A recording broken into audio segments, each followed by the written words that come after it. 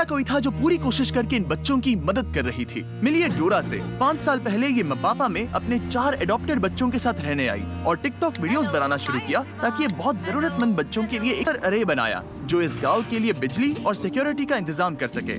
और इनमें से कई बच्चों ने पहली बार रात में लाइट को देखा था।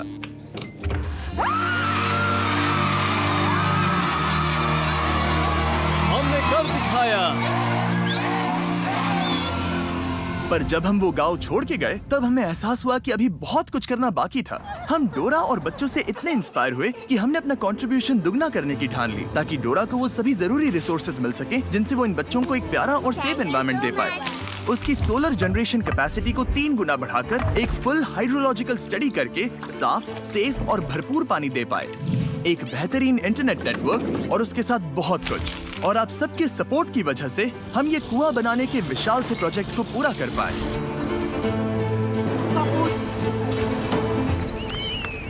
और ये उन कई चीजों में से पहली चीज है जो हम इस वीडियो में करने वाले हैं। इनमें से कई बच्चों के लिए ये पहली बार वो जाम्बिया में रास्ते में कहीं फंस जाएगी जहां पर उसे कोई सेल फोन का कवरेज भी नहीं मिल पाएगा। और मेरा डर एक सुबह सच हो गया जब डोरा ने मुझे मैसेज किया कि उसका एक्सीडेंट हो गया है और उसकी गाड़ी कहीं ठुक चुकी है।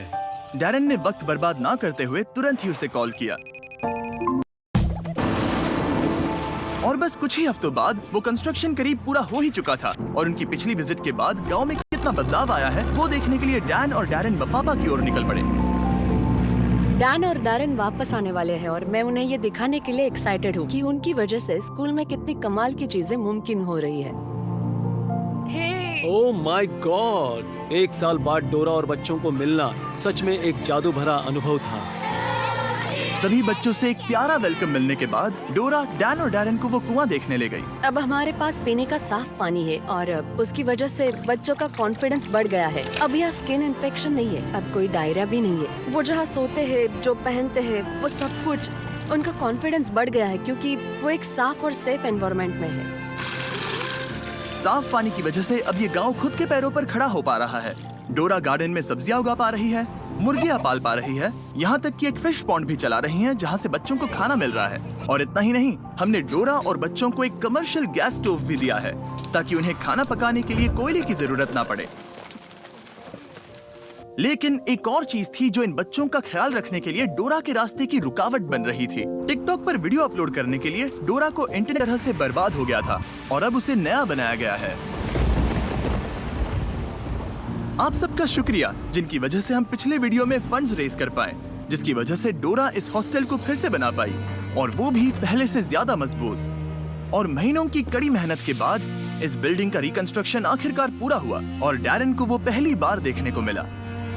मैं ये देखकर हैरान हूँ कि कैसे डोरा हम उसे जो भी देते हैं उसे वो 100 गुना ज्यादा बड़ा कर देती है।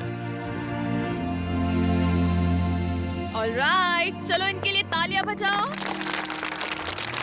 तो आज के बाद इस घर को बॉयज हाउस का घर नहीं कहा जाएगा, इसे कहा जाएगा बीस्ट फिलैंथ्रोपी।